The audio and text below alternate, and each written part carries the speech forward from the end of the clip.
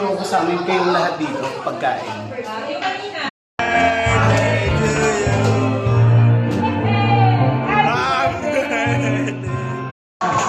Ayun. Well, sa akin, kanina umaga, talagang hindi ko nakalimutan yung lumikha. At magpapasalamat kahit wala na yung mga magulang ko. Tsaka mga kapatid ko. Magpapasalamat talaga ako na umabot ako ng ganito. Samantala yung nanay ko, 53 years old lang. Wala na siya. Kayo, kahit tama rin kayo naroon ngayon, mga kapatid ko, mga kamag-anak ko lahat, na wala na dito sa ibabaw ng mundo. Well, siguro,